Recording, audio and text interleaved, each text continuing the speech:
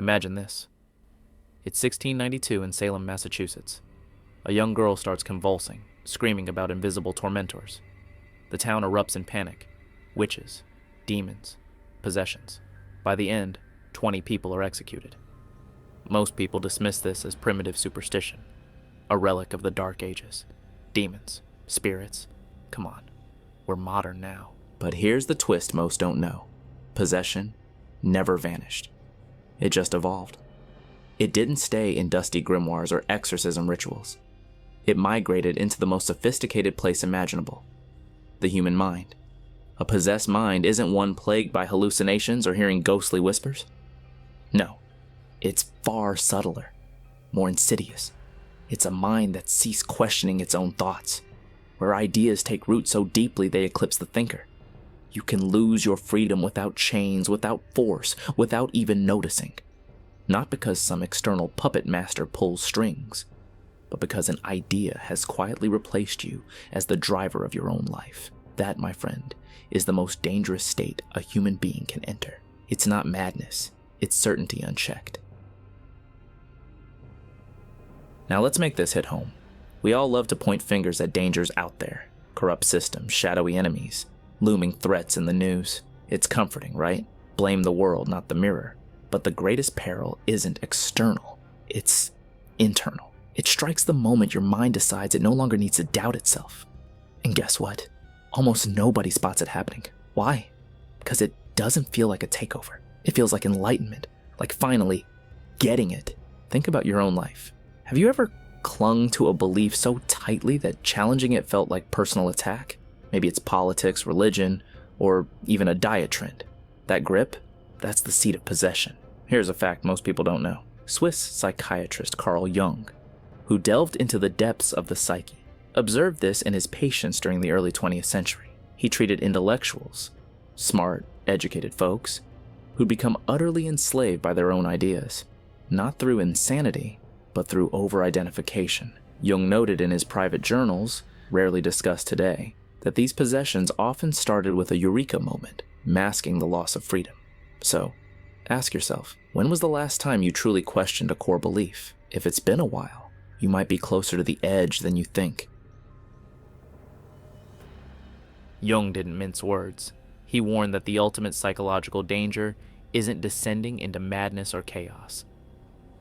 It's possession, not by some horned devil from folklore, but by an idea that consumes you whole. In this video, we're diving deep into how a perfectly normal, intelligent person slides into psychological possession. Not via some breakdown, but through the seductive pull of meaning and certainty. By the end, you'll grasp the hidden mechanism that hijacks even the sharpest minds. Why being smart actually amps up your risk. Yes, intelligence can be a liability here. And the single subtle sign that screams, this mind is no longer free. But fair warning, possession doesn't knock on the door with fanfare. It slips in disguised as absolute certainty. Stick around, because understanding this could be the key to reclaiming your mental sovereignty, and I'll share practical steps to spot and break free. Let's break it down step by step. Every human mind comes equipped with a built-in defense system, but it's not designed to safeguard objective truth. Oh no, it's wired to protect your identity, your sense of self. The ego, it's not your ally in the pursuit of accuracy.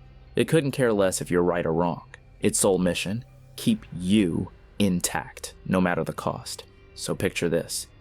A belief worms its way into your core, who you are as a person. Maybe it's, I'm always the victim, or this ideology will save the world. Once it's central, the mind flips a switch. Suddenly the rules change, evidence that contradicts, it's dismissed as fake news or irrelevant. Doubt? That's now betrayal of your true self. Contradictions? They become enemies to vanquish, not puzzles to solve. This is stage 1 of possession, the quiet suspension of self-doubt. To make it vivid, consider a real-world example most don't know about. In the 1950s, psychologist Solomon Asch ran conformity experiments. He showed people lines of different lengths and asked which matched. Alone, folks got it right, 99% of the time. But add actors pretending to pick the wrong one, a third conformed. suspending their own perception to fit in. Now imagine that pressure coming from inside, your own beliefs. That's the mechanism in action. To spot this early, try this exercise. Next time a strong opinion bubbles up, force yourself to argue the opposite side for 5 minutes. If it feels impossible or enraging, that's the defense system kicking in. Break through it, and you reclaim power. But wait, it gets deeper. Intelligence heightens the risk because smart people craft elaborate justifications. They build intellectual fortresses around bad ideas, making escape harder. Jung saw this in academics who intellectualize their possessions, turning flaws into features. Jung nailed it. Possession truly begins when you stop having an idea and start being the idea. At this tipping point, the belief isn't just in your mind anymore. Your mind is trapped inside the belief like a fly in amber. You no longer query, is this true? Does the evidence hold? Instead, your filter becomes, what kind of person would even doubt this? A fool? A traitor? And just like that, morality supplants raw perception. Right and wrong aren't about facts, they're about loyalty to the idea. Take Friedrich Nietzsche, the philosopher who influenced Jung. Most know his God is dead line, but fewer know his dissent. Nietzsche identified so deeply with his ideas of the Übermensch that it consumed him, leading to a mental breakdown in 1889. He spent his last years in silence, possessed by his own philosophy. Jung studied this, warning that over-identification turns thinkers into vessels for archetypes, unconscious forces most people ignore. Archetypes?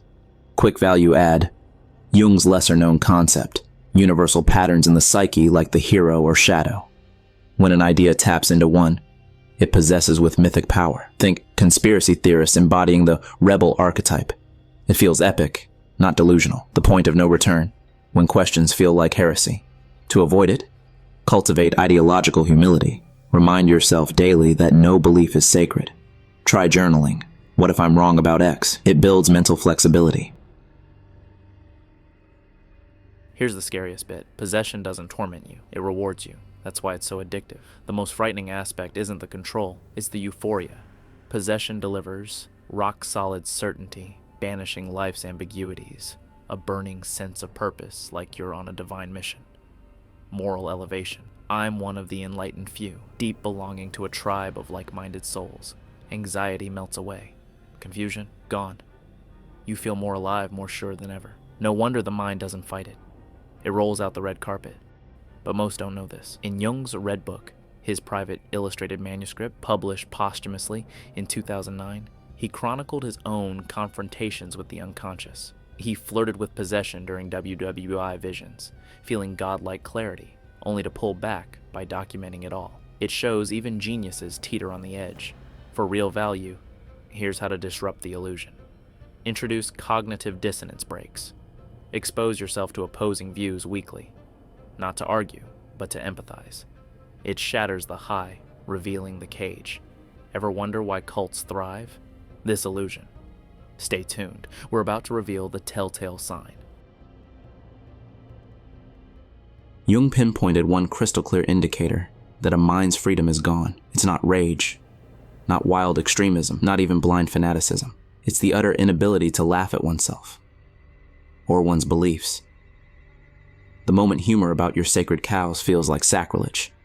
Possession has fused mind and idea. Laughter demands distance. Why? A step back to see absurdity. Possession erases that gap first.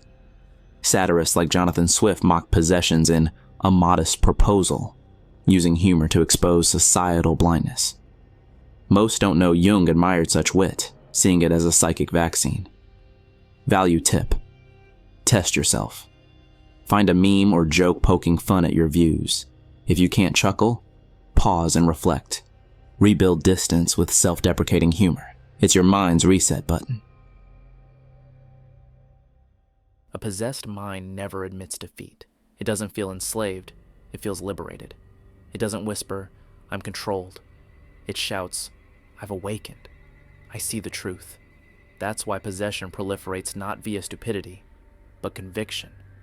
Convicted people evangelize, spreading the clarity. Hidden gem. Jung's concept of inflation, when the ego swells with archetypal energy, mistaking it for personal genius. Most overlook how this fuels echo chambers today. To break free, practice metacognition. Observe thoughts like clouds passing. That's an interesting idea, but is it me or possessing me? Jung's ultimate shield. Observe your mind without defense. Utter those magic words. I might be wrong. Lose that. And you're not thinking, you're being thought.